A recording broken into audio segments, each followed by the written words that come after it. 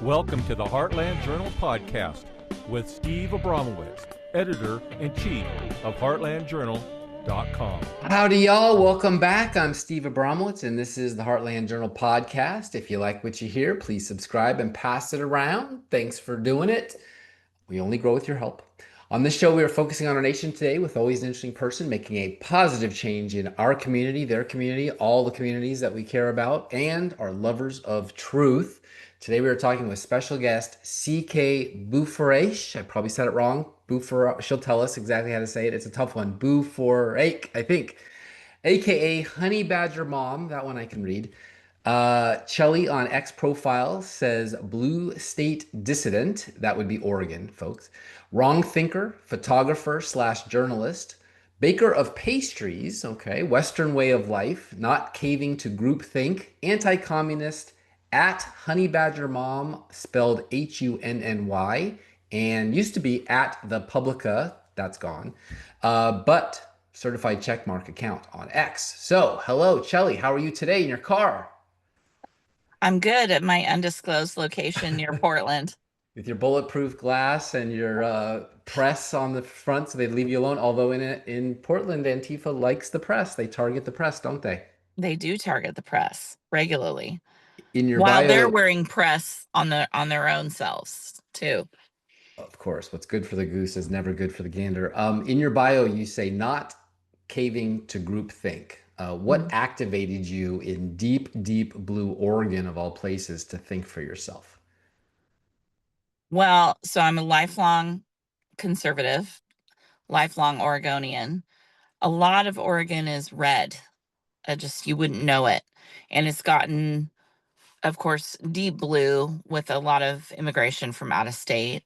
So, I mean, and I grew up in the country, and it's a family of very strong women and very independent thinkers. So, I guess that's just the way I've always been. And I did live in Portland for 25 years, and I was a conservative that entire time. So, I guess I learned to resist the groupthink by doing that.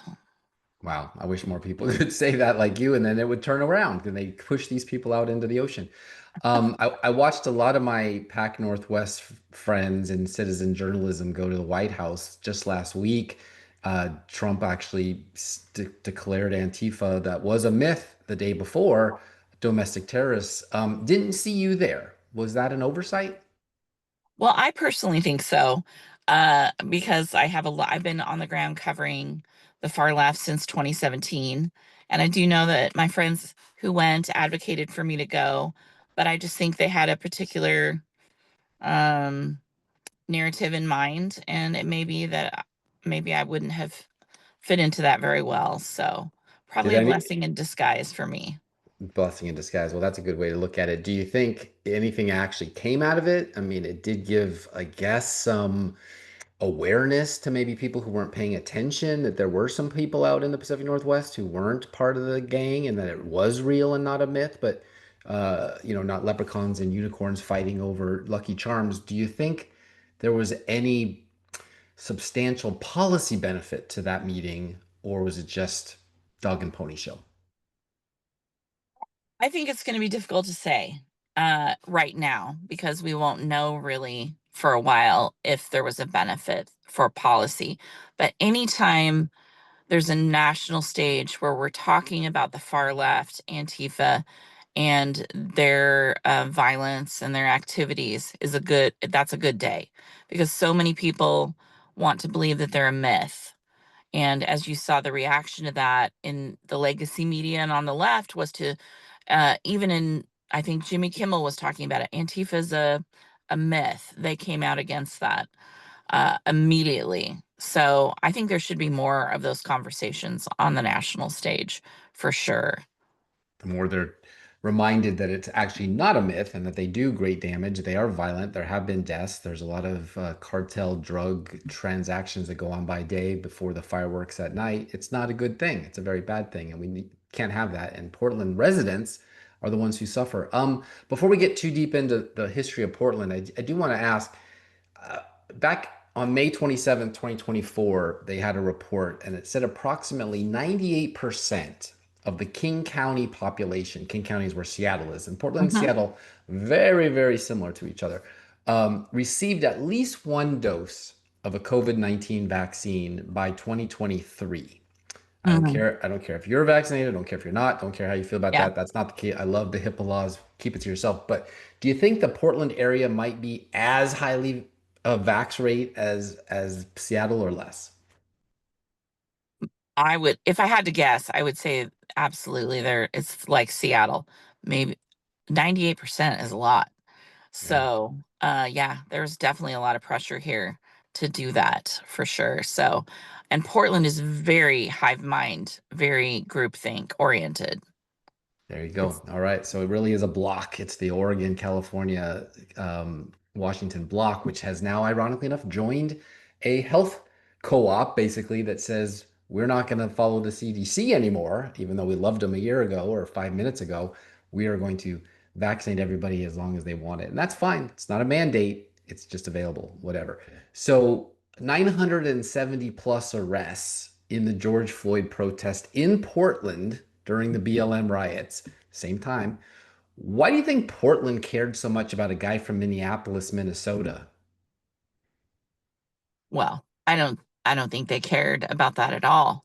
Of course. I actually was on the ground. I owned a bakery then. I had left the reporting and opened a bakery in April of 2020, but I couldn't leave the reporting alone. So I went out on the streets with some friends who were reporters as their photographers. So I saw what was happening there. And really it was exploration of violence for the local Portland block on the ground. They were having a very good time. And I think it had very little to do with George Floyd. I don't think they knew anything about George Floyd really. And even the BLM movement in Portland split off from Antifa at a certain point, realizing that they didn't care about their movement at all. Ah, I so actually the saw that on the ground. so the BLM movement may have been more organic, whereas the Antifa was just looking for something to exploit, which is what we're going to talk a lot about because that's sort of their tactic, right? Is to infiltrate something big like No Kings or um, January 6th, but then cause a little trouble on their own just to be a bunch of chaotic agents. Okay, so that Portland protest cost $1.6 million in damages to the Wow. federal courthouse in Portland. Courthouse is downtown Portland, first attacked on May 29th. On June 3rd, the Federal Protective Services asked for assistance. On July 22nd, I don't know, it took so long, the Portland City Council voted to prevent Portland police from cooperating with federal law enforcement officers as they tear gassed and fought with protesters on a nightly basis. That's the famous Ted Wheeler mayor getting gassed himself, trying to appease the crocodile before it eats him last. While Oregon State Police also assisted in protecting the Mark Hatfield Federal Courthouse starting July 30th. That too was only temporary as state troopers pulled back from those duties in mid August. So that was an insurrection, way worse than January 6th by any definition, even guns. Did Portland residents care their city was assaulted, making national news and making them look, frankly, ridiculous and embarrassing? No, they were proud of it. They're still proud of it. The Uh, residents, the people that live the there. residents. Now, of course, it is not complete lockstep in Portland, because, and I know this because those people message me on X and say, secretly, I want to tell you thank you for what you're doing. I'm so glad you're doing this. But I can't say anything because, my neighbors will hate me or I'll lose my job or it'll be a problem for me. And I understand that because the majority of the population is in lockstep and they absolutely are against the federal government if and when it's not one of their people in the office. And they'll do anything and everything they can to resist whatever the federal government wants to do, which we're seeing now, of course. Federal government, not the state, the federal. Because the Federal Protective Service, which is part of DHS, guards and secures federal property. That's their job. So in Portland, that agency is responsible for protecting 34 facilities, but has only seven Mhm. full-time employees assigned to the area. So they're resisting seven people, according to the Inspector General. On June 26, FPS created a regional plan called Operation Diligent Valor to prevent, protect, respond to, and recover from attacks on federal property in the Pacific Northwest. As of August 31st, this is back in 2021, we're Mm. talking about the estimate cost of that operation was $12.3 million. Wow. Protesters caused $1.6 million in damage to the federal courthouse in Portland.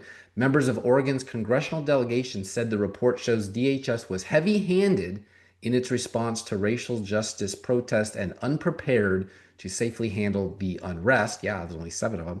Okay, did this follow deep cuts in police with the defund the police movement, or was it the beginning of defanging law enforcement?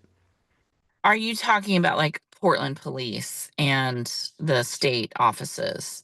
I'm talking about what led to Operation Diligent Valor, where the feds tried to push this all back, and it ended up costing them $12.3 million to be thrown out by your congressional delegation from Oregon, those members, because they said the feds were heavy-handed.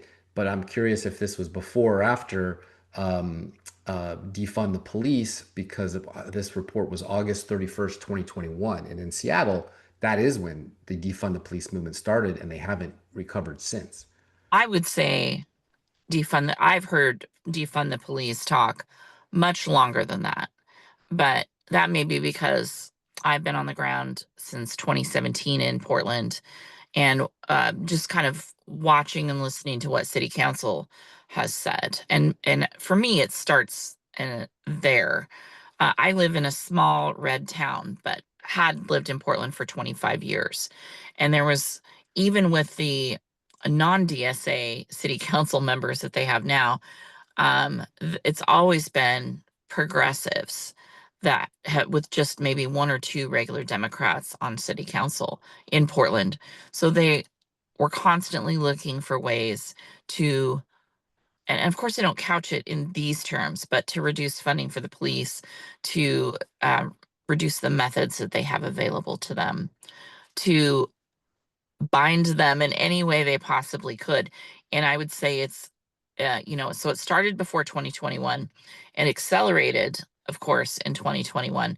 And it's actually gotten worse here because they changed their form of government from, first of all, our mayor is the police commissioner and has been this whole time, which is not a great system because the police chief serves at the will of the mayor. And so it becomes a political office. And then they changed the form of government, and I can't remember exactly what they call it, but they switched to 12 city council members from 3 or 6, I can't remember. And the mayor's office lost power, but remains police commissioner. And then they use ranked choice voting. So there's like 3 city councilors per area for a total of 12. Half of those city councilors are DSA or DSA affiliated. So Democrat Socialists of America. And I've And actually, didn't sorry to interrupt you, but didn't yeah, the gal, there were 2 candidates for mayor, the one who won, Kotek, and the one, no, she's the governor. No, she's the mayor. no, she's the governor. You had that right. It She's was the, Renee Gonzalez, Candace Avalos, and and Keith Wilson. and one of them is an Antifa member. Candace Avalos is far left, but I don't know that I would go, like, they're probably very careful with their political candidates, how Antifa close they adjacent, we would call it, right? yes, she's far left for sure. Okay. And I'm sure if you dug in social media, you could see some connections. Like Angelita Murillo, who is a city councilor, she did a duet, a TikTok duet video with a woman that actually assaulted me down at ICE, and who's associated with a felony riot charge from a local Democrat event. She attacked the event in block as Antifa. So, city council member, Antifa in block, very violent woman, stitching TikToks together. And when I pointed it out, they both responded. And I was like, how does she openly have these connections with these exceedingly far left violent people? I mean, I say that she's one of them. Antifa may not claim her. She would claim Antifa. I see. Well, there you go. They got to go where their constituents tell them to go. So into that vacuum of chaos, you talked about choice rank voting. You talked about the police chief is also the mayor, which is just ridiculous. You can't fire yourself. I guess you should, but she won't. So into the vacuum, we get Rose City Antifa, RCA, not with the little dog either. Founded in Portland, Oregon in October of 2007, but Mhm. exploded literally onto the scene in Portland. Tell us about life with Antifa, not a myth, as media and Jerry Nadler from New York said back then. So, Rose City Antifa, they did go quiet after 2021. I personally think that was because they were facing some lawsuits. And so they just kind of dropped posting on the website, though they did post something very recently. And that's hadn't posted for several years. But there are other groups that have popped up. They definitely keep the leadership and how they organize very fluid, very difficult to track. I mean, and that's a tactic, of course, so that they aren't caught doing things. And when you asked about life with Antifa, do you mean like how I've experienced it or just how they operate in the streets? How you would experience it, yeah. Okay. So I started back in 2017 and I thought they hadn't noticed me at all. And I had never seen I didn't know what block was. Like, I didn't even really know who they were. I just saw they were violent and I knew they were far left. So I was a photographer then and going out and doing photojournalism. I published a few essays in the Federalist and sold pictures to some right-leaning magazines. And I didn't know, but they'd created a profile on me, I believe, on the Rose City Antifa website. But I got to know Andy No on the streets in 2018. I said, hey, I think we do something similar. I'm happy to go out with you because I don't like to go out by myself. And, um, if I had extra pictures, he could use them. And it quickly grew into something dangerous. And I went out with him on June 29th of 2019. And he'd said that he'd received some specific threats. And so I was there to help document.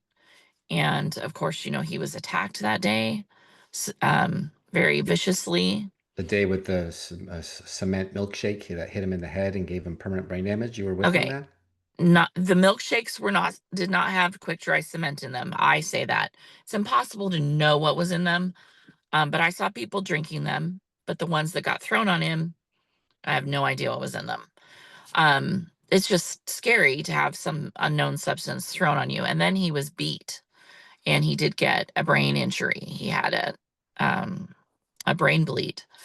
And I mean, the crowd was very angry that day, very vicious, and they definitely clearly were targeting him.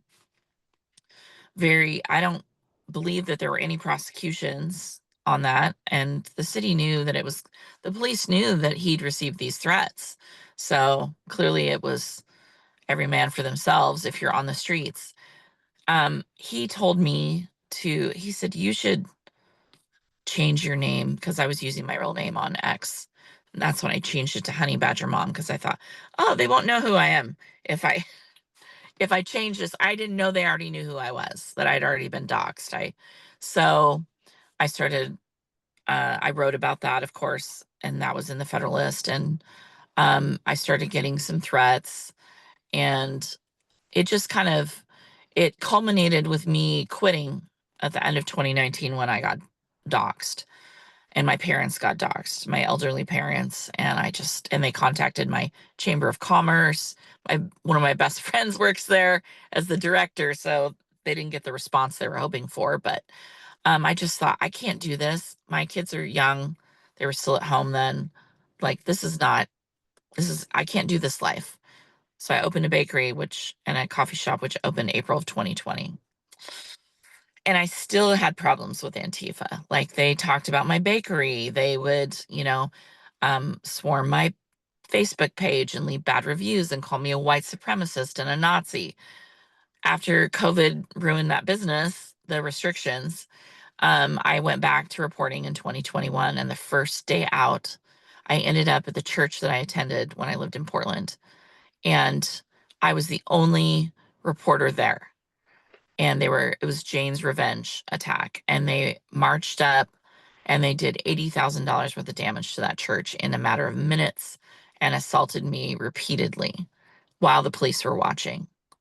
And that just cemented in my mind, I have to keep doing this, not because I want to get assaulted, but the fact that nobody else was there and hardly anyone. The Post Millennial actually did an article about it, but nobody said anything about this church and all this. It was a 100-year-old church there.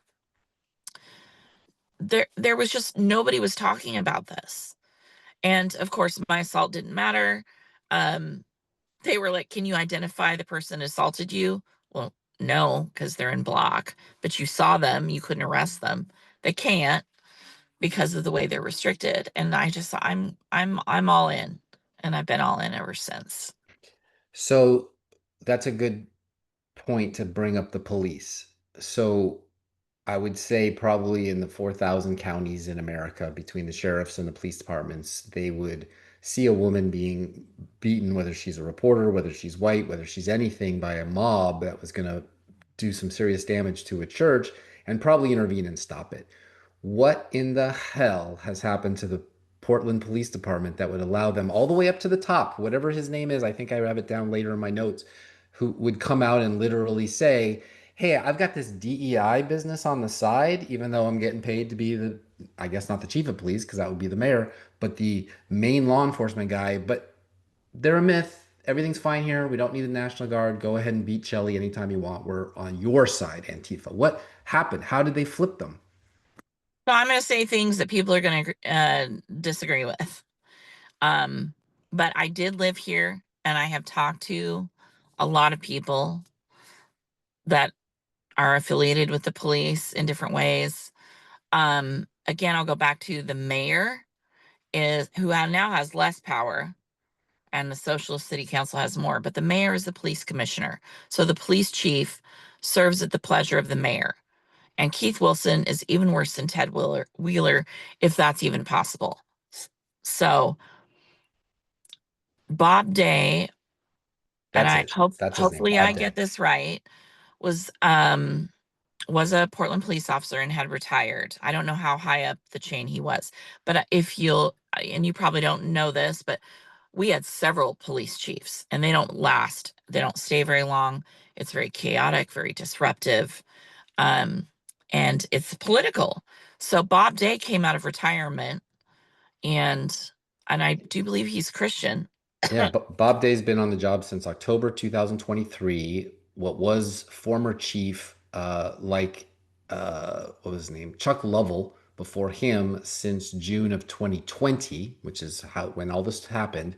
So between Wheeler, Chuck Lovell, and now Bob Day, that's who Bob these Day has guys are. served a long time, and like longer than most. And he went up through the ranks, and everybody knows him. And I do think, and I'm not an officer, that they probably feel like he understands what they're going through. The problem is, you know, the orders come from the mayor, and the mayor wants to get reelected. And clearly our city has taken a far left turn. So it's unfortunate that it's controlled by politics, but it is. And they had the DOJ consent decree that they are still obligated to. They have been sued repeatedly by Antifa affiliated far left lawyers. I remember in 2017 they kettled everybody. I managed to escape. I was like, this doesn't look good, and walked away, and they kettled everybody. They got sued over that. They got sued over everything they would try and use, they get sued over, and the liberal courts would say, yes, the police can no longer use these tactics. So it's just more limits and more rules on the decrees. And it just became like they're tied up in what they can and cannot do. And not to mention that they are exceedingly understaffed. So it was very demoralizing what was happening even before 2020, but 2020 was the worst, I think. And so people left in droves. They retired, they couldn't recruit. They're now unable to offer a financial incentive to recruit. That's against the law. So I know that there's supposed to be 80 to 100 officers in Central Precinct, which is where ICE is, and downtown. It's much larger than that, of course. At nighttime, there's 10. They have 10 officers So if because they're they just 90, don't have the they're down numbers. 90%. Yeah. So that's at night. It may be better in the other precincts, but it's so limited. So, and they can't work with the feds, like they can't use an LRAD. Every method they try, they're stopped by the courts or the mayor or the city council. They're underfunded. They had to fight for $2 million that the city council wanted to give to parks instead of police. That's I it. don't, And this is a social voter workers. problem. And This is social workers. Yeah. yeah. So the voters are voting for this. But I just saw something today that said Portland has the highest property crime rates in the nation. Not shocking at all. When I lived here, I left in 2015. I was robbed of all of my jewelry, almost every important thing that I owned uh, the last week I was here. That's like the second time I had been robbed. And I didn't live in a bad neighborhood. I quit locking my car um, because they just break the windows and try and go through your everything looking for change. Your people's cars get stolen. Like I, it is not a war zone here, but it is chaos. And the police don't even, get your car stolen. They're like, fill out a form online. You can find your car easier on Facebook groups than ever the police actually finding it. So they're so underfunded. And I know I've met several of these men, and they're usually more conservative. And a lot of them are Christians. And I have to think if they're Christians, they're staying there for a purpose. Even it's a very difficult job to do. And there are definitely bad apples. I've seen some really bad policing. I actually saw that email from a sergeant after I was assaulted. They sent an email to their boss that blamed Katie and I for our assaults. Yeah. That's That was ridiculous. shocking. Yeah. Well, that's what It they was do. terrible. And it was untrue. Like the whole It's, email was untrue. So, it's like blaming somebody, somebody who's raped, saying like, well, you were asking for it. Your skirt was too low or whatever. It's like, what, are you kidding me? It's not like we don't have 5 years of precedent, actually 15 of this. Did the Proud Boys ever show up on scene, and were they white hats or black hats? uh, you mean like the 2017 to 2020 era? Yeah. Yes, I'd say they were active 2017 to actually 2021. And I met them in 2017. And so I would stand next to them because I quickly figured out that the guys in all black were not the good guys and might like to liberate my camera. And so I would stand next to them. So I heard a lot of the things that they said. I watched a lot of the things that they did. And maybe not entirely white hats. Like these are blue collar boys, a lot of veterans. Everybody gets mad at me, even on the right, when I talk positively about these men. I'm not saying they're like good guys at home or but they weren't racist, the ones that I met. They were libertarian. They wanted the government to leave people alone, and they didn't like to see little old ladies and women get beat up on by men head to toe in black. And did they maybe enjoy punching back? I'm pretty sure they did. But they'd say, we came here to finish fights, not start them. And nothing enrages a man, a far left man, more than a woman that he can't punch. Wow. For real. That's gross. But yeah, I think that I wrote an article that the Antifa would have been neutered, if not put away, by the Proud Boys if they hadn't gone and gotten rounded up and put away for quite a while and leaving them all the oxygen to run with. Have you traced some of their funding and the NGOs and the bail funds for the Antifa guys and gals? Okay, so I know a little bit about this. It's very, of course, very difficult to trace their funds. the people on the ground that I see down at ICE, I'm going to say they're mostly self-funded, and they call it mutual aid. So I see them fundraising on TikTok and Instagram. They put out their Cash App and Venmo. They say, oh, we need masks, we need food. Can you deliver pizzas? So individuals will send them pizzas. I've literally seen pizzas being dropped off that were donated from like Little Caesars. I talked to somebody at ICE, and I don't think it was even FPS, but they mentioned that they'd received packages there of gas masks that were for the Antifa encampment. Of course, they did not turn those over to them. They kept them. So people were buying stuff online and sending it down there to people. I do know that they have a specific Cash App that they receive money for. They get donations from their Amazon, I think, lists, canopies and wipes for tear gas and food. And they basically have campouts there. So they have tents and sleeping bags. Everything looks new. And then I believe they use some of the money for the storage unit that they have next to them. Now, for the bail fund, that was interesting. I can say confidently that one of the ways that rioters were funneled money was when they got arrested, and they did know pretty sure, and they were pretty sure in 2020 if they got arrested, they weren't going to be charged. But when you're booked, they take all your stuff, including if you have any money, cash on you, and they put it, they keep the cash, but they give you a debit card. Your bail is also deposited onto this debit card. So say your bail's $3,000. Anybody can put money on that debit card and you get it when you're released. So people would go in there with $30 in their pocket and they would leave with $3,000 on their bail card, the debit card. Maybe somebody put in $1,000 in case they needed to go to the ER, $2,000 for counseling and missed work, and maybe you need some groceries now. So they would go in with 30 bucks and leave with $5,000. Not everybody, but a lot of people. And A that, good and good day's work. You just have a record now, but they don't care about that. no, they dismiss the charges and they'd know Oh, this. not So, because there was an actual policy when Mike Schmidt was the DA, he's no longer, that you could be picked up for felony riot, but they would drop those charges unless there was a felony arson or felony theft attached.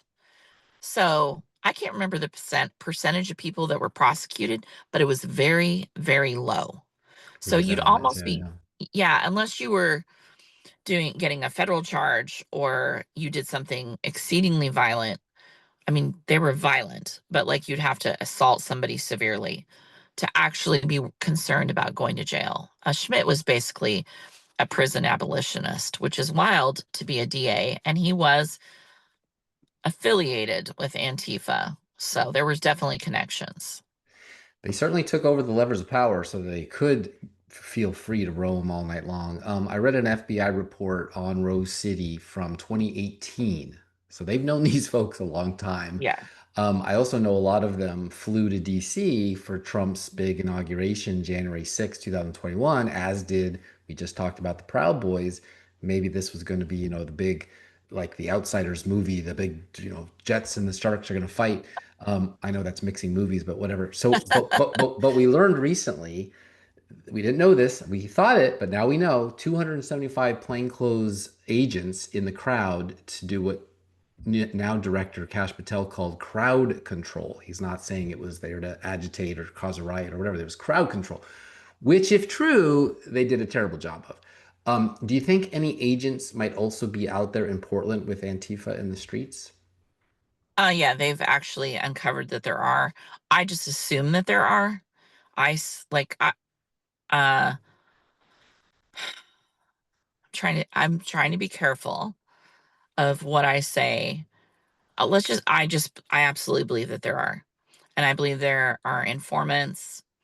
I know that they watch online just as much as they watch in person. And it wouldn't be hard. Uh, there are a lot of places down there that it would be easy to observe from and get a lot of information. So there are definitely people on the ground. I couldn't tell you who they were.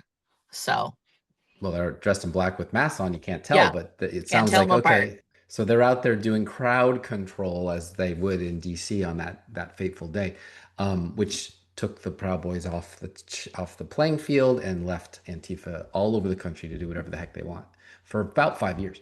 So I just saw this week the Nutty Ninth, I call it, because of their liberalism, but also the most overturned court in America historically. Yes. But even they said that it was okay for Trump to send the National Guard temporarily. They may change their mind, but right now they can do it. It's helped Memphis and DC. We can see it on the street. There's people that are doing videos saying, yes, my kids can play in the backyard. We don't hear gunshots all night long. So that is good. Do you think it'll help you out there? Or is that, again, we talked about earlier, more kabuki theater, more cosplaying to say that the feds are flexing their muscles, but it's so far gone, they can't really do much. Hmm. That is a really difficult question. That's asking me to predict the future. So I will say for like a couple of days, they blocked off the street in front of ICE at the federal government's request. And that protected the business across the street, which is like a car racing business, mechanics, and then the apartment building, the huge apartment building, and then the spaghetti factory, which is a huge restaurant, is down at the end of that street. And they actually changed the flow of traffic so that the spaghetti factory they could do a shortcut and go. They took a one-way street and made it two-way so they could miss that entirely. That was very effective. And that just not allowing people in that area, and they're like, you can protest over here, and they went away. But of course, the city was immediately like, nope, you can't do this. We're not going to allow it because there's no problem down here. The city is complicit in this. They want to see this happen. So if the National Guard comes, I hope that they're able to close off the streets, but I don't think they'll be able to. And that will have, so the guard, I'm assuming, will be ringing the perimeter of the building and probably inside as well. And if they're not allowed to expand, they're still going to have all those people right there. And it may be an inflection point, much like the federal courthouse was in 2020, because the far left wants to foment these flashpoints. And the guard may provide that. I mean, they can definitely quell it, but it will provide a lot of propaganda if they do. Even like they say, oh, a blind man was taken in viciously by FPS. Well, the blind man he's not blind. He continually crossed the line, the literal line. They said, don't cross this or we'll arrest you. And he's also like 4'10", and he carries a pacifier and an animal in his cane, and they arrested him and he fought them. Great optics for their propaganda. And the Oregonian went with the story about how they brutalized this man. They did not. If he was brutalized, it was his own fault because he fought the agents. He broke the rules, the law, knowing that they would come out and arrest him. So what I'm concerned about is what tactics they'll use to promote more propaganda with this. To provoke the National Guard to do something because they're crisis actors. They love to get beat up so that they look good on camera. So you're saying you're going to bring in more federal troops that they can blame to get more deal. Now here's the funny thing. So this is Oregon we're talking about. Seattle's had its issues, but not like you guys. I think 200 days coming up on here pretty soon of just complete uh, chaos. This is a color revolution. This is how they were able to take out a lot of Soviet bloc countries but the whole country. What do they want? Do they really think that Oregon is going to become an autonomous state of the Oh, 50 and leave the constitutional compact and it's just going to be Antifa Oregon and they'll have to tax their own businesses and import their own oil? Like what in the world are they going to do? it's going to be heaven, there'll be no taxes and everybody will get everything for free that they need. They No, tried that in the Chop Chaz zone, and that was only 6 blocks. That didn't work I, out so well. It's like the dog catching the car. Like, what are they going to do with it if the federal government says, all right, forget it. Like Lebanon, we're out. You guys have it amongst yourself. The residents want it, the voters want it, you guys want it. Then what? Then they just say, oh, well, now what? Now let's go try California? No way. Go try Uh, Nevada? Not going to happen.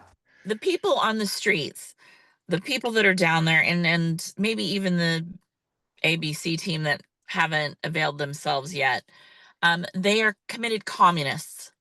And they say the big thing is always abolish capitalism. That's their goal. And one of the things they say when they're on the ground too is we're wasting ICE's money so they can't get people on the streets. They're not. It doesn't affect ICE's budget at all. And if you suggest that to them, ask them about that, they like lose their minds.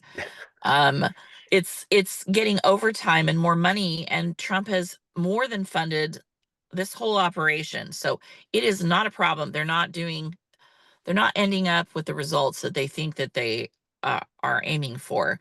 Yeah. Well, Um, I could see them taking over the city council yes. and the police department of Portland. But if they're So trying to the get the next federal level, government, which was like Civil War Fort Sumter, okay, they're in for yes. a big mistake. They've been bitten off more than they can chew. That's the thing that I'm concerned about, is that they will create such a flashpoint with a population that is so hive-minded that they will spark. I've been saying since 2018 that we're in a soft civil war, Wow. and people just don't know it yet because I saw it in the streets. So I think that's the direction that we're headed. And that's my concern about this city council, these hive-minded, Mhm. crazy people that live in Portland. They're And appeasers. They're appeasers. It's like letting Germany have the Sudetenland. They're appeasing them, and maybe they'll stop when they finally burn that courthouse down. But they won't. they're They'll true keep going. believers. They're true believers. They're true So believers. If you talk to people in Portland on the streets, I saw these normal looking, this black lady and this white lady, clearly friends, came down to be looky-loos, and they were screaming just terrible stuff at. And I said, who are you guys talking? Are you guys talking to the thugs here? Or, and she points up and she goes, the thugs in that building. And I was like, this woman looks totally normal. Like, and I see that over and over again. So I'm saying the population is the problem. they can hide in their houses. They can hide in their backyards. They'll take them in. Okay, so we got a real problem with just the voter block, the mentality out there. Um, have you tell us how you were hampered? We're gonna run out of time, of course, but so you've been hampered. Katie Daviscore got a black eye. Cam Higby got beat up. How are they affecting you doing your job, and why aren't the other reporters from the Portland area coming to your defense? We're social media influencers to those people. So, so that we're non-persons to them. We're instigators. We are not actual journalists. So they definitely marginalize us and discount the violence. I have been assaulted, punched in the head repeatedly, twice, um, bear sprayed and robbed, harassed, maliced. They're using lawfare against me. I pepper sprayed somebody that was blinding us with there was three of them strobing us with these high lumen lights and waving a wood flagpole around our head. And I pepper sprayed one of them, and they're suing me, and it could cost me upwards of $60,000 when the lawyer fees come in and the award. I'm fighting. People have helped me. Um, You have a GoFundMe for that, I have a right? give send go, so Sorry. it's on my X account, and so they're doing lawfare and physical assaults. And then the other day, I drove out of my driveway and got a flat tire. I live 90 minutes south, out in the country, very isolated.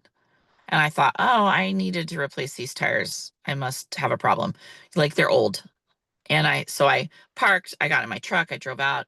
I came back from my other job and thought I hit something, but my tire looked fine. I'd gotten hay for my horses, came out the next day to get more hay, and I had a flat tire on my truck, and there was this big piece of metal sticking in it. And I was like, that must have been what I hit yesterday. And I still was like in disbelief. And we pulled it out, and it was I took a picture of it and put it on X and said, does anybody know what this is? There's like two of them in my driveway and they flattened both tires of my car. And everybody was like, that's a caltrop. They were trying to disable your car. And I'm like, they were trying. Somebody came to my house and put these in my driveway. Oh my God. And I had told my son that night, I didn't go out and look because it was dark. And he went to the gym and he went out and looked and found two more and didn't tell me because teenagers. But so he put them in his, actually he's in his early 20s now. He put them in his backpack and I just found them the other day. So somebody threw 4 caltrops out in my driveway. Bastards. All right. I'm going to try to do a real quick rundown because I have so many more questions, but God bless you. That's terrible. And God bless you for just keeping going because I would probably consider giving it up a second time like you did the I'm first not time. stopping. No, I'm good for not. you. So Portland has a high rate of homelessness due to a combination of factors, of course, primarily severe lack of affordable housing, high rental costs exacerbated by inflation. Everyone suffers from that. Former HUD property manager Ballinger just pled guilty, got 5 years for altering renters' incomes to steal funds. This is Portland, folks. Mhm. Can you tell us about the homeless industrial complex and the grifting going on there in Portland, making some people very rich, but homelessness is up, and the Antifa has a great recruiting pool to go out there and say, hey, for 50 bucks, 100 bucks, or a hit, come here and help us burn down this building. So I can't speak super in depth and feel like I'm being accurate, but what I can tell you what I've seen, they absolutely use homeless people, people on limited incomes to do damage. Like the man who lit the flakes on fire is a mentally he's not very smart.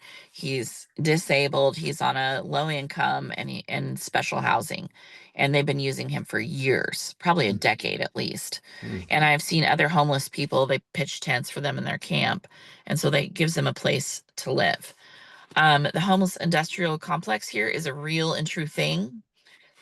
And I have seen people handing out simple sandwiches and the cheapest bottled water possible in a little wagon with some employees, and they'll like give sandwiches to homeless people. And I asked one of them for their card one time when I was out covering, so I kept it. And it's supposedly a homeless outreach. But I'm like, how much money is this person making? And all they're doing is giving out sandwiches and bottled water. And I do ask, and I was down in Old Town yesterday. I do ask these people, has anybody from the city come and talk to you about getting you into housing? Have they talked to you about drug treatment? It's almost always no. Doesn't mean you can always believe what somebody's telling you, but I've had enough people tell me that they have not been offered any help. They've just been offered the bare minimum. So what's happening to all that money? Yeah.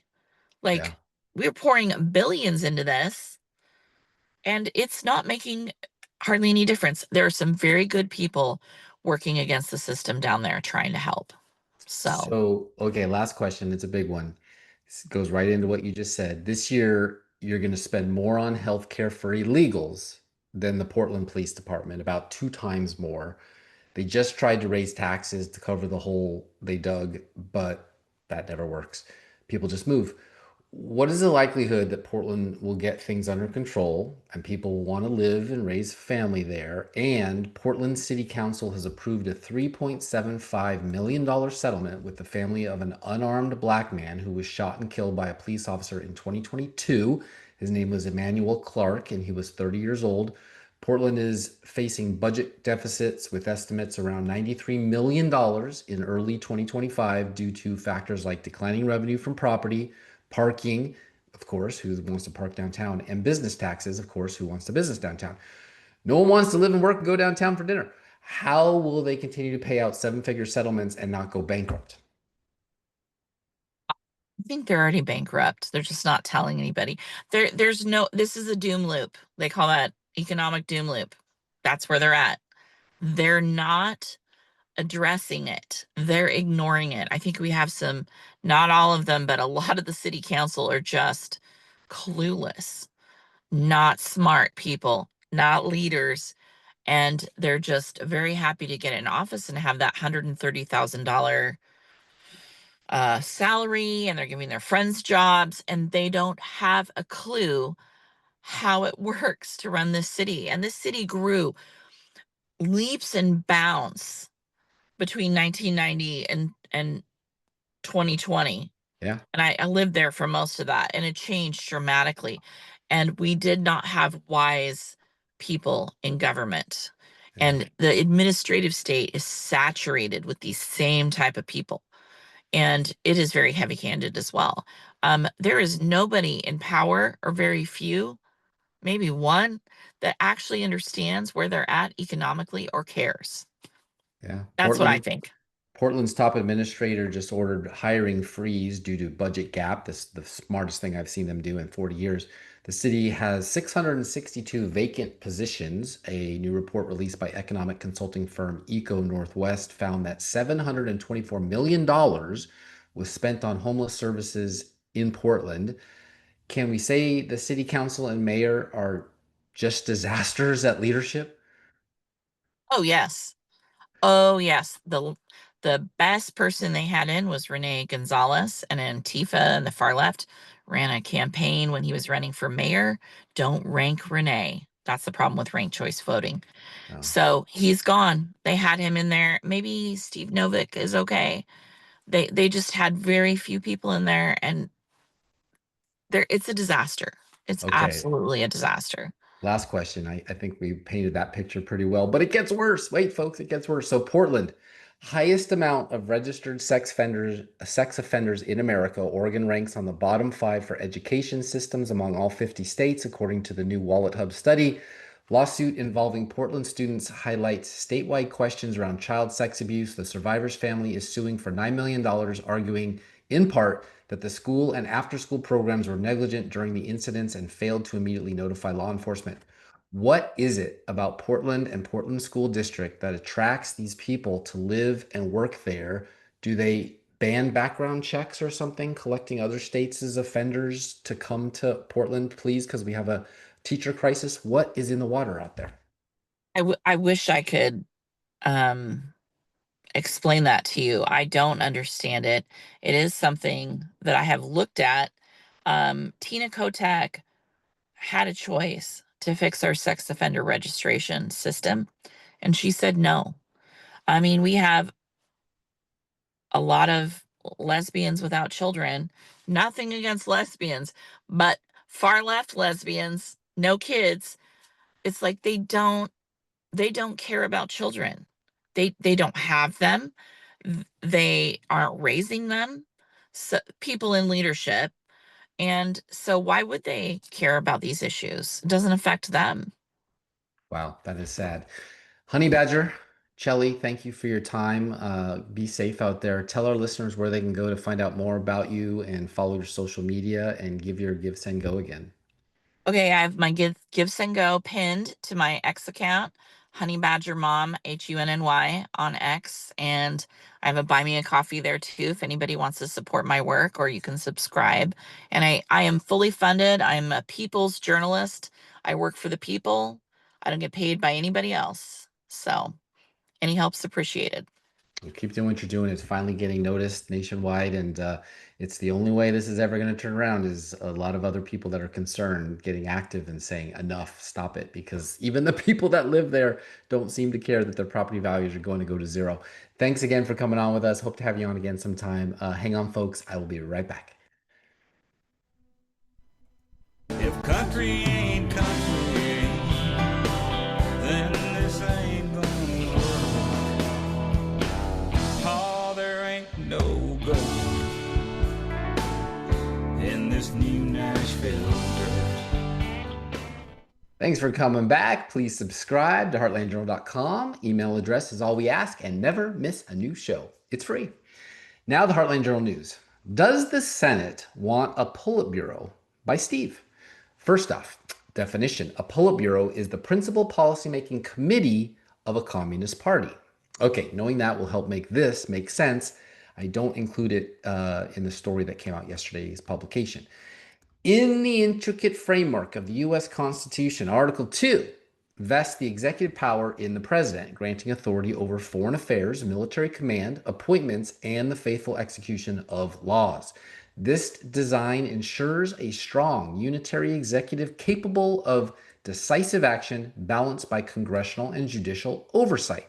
However, in the shadow of this weekend's No Kings rally, recent actions by the Senate and judiciary suggest a concerted effort to erode these powers, effectively sidelining the presidency and concentrating authority in an unelected elite cadre reminiscent of a Soviet-style Politburo, a small, unaccountable group wielding disproportionate control over policy and governance.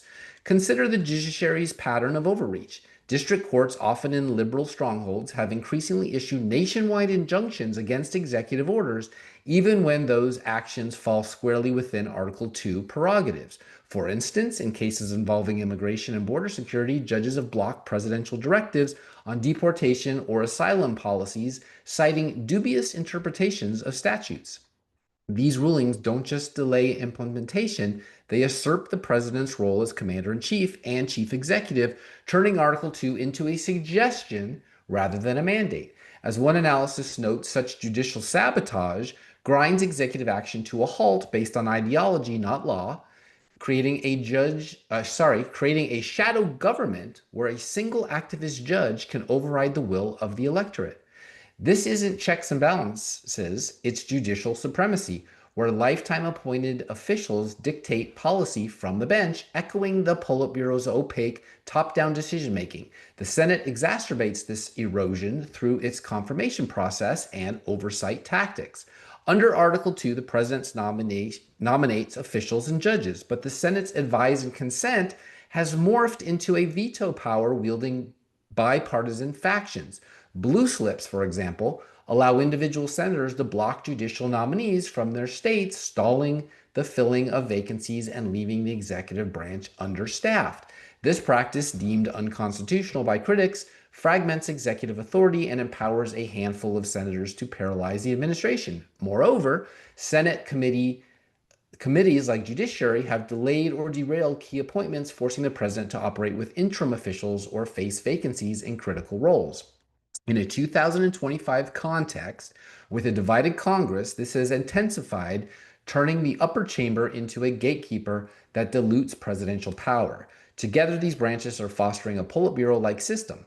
By weakening the unitary executive, power shifts to a de facto committee, influential senators, activist judges, and their allied interest groups. Unlike a president accountable every 4 years, this cabal operates with minimal transparency or electoral repercussions. Historical parallels abound. The Soviet Politburo centralized power in a small elite, bypassing broader representation. Here, endless litigation and senatorial obstruction create policy by inertia, where progressive judges and Democratic senators effectively veto conservative executive agendas. Recent critiques highlighted how this DEI clown car of judges subverts voter mandates, imposing nationwide halts on policies like border enforcement without accountability. Illinois, Chicago, 7th Circuit Court of Appeals, October 11 through 16, 2025, a 3-judge panel largely upheld a U.S. District Judge April Perry's October 9 temporary restraining order blocking the deployment of about 500 National Guard troops from Illinois, Texas, and California into Chicago streets. The court ruled there's no credible evidence of a rebellion justifying override of state objections under 10 U.S.C. 12406, emphasizing deference to the president's military judgment, but finding Perry's facts not clearly erroneous.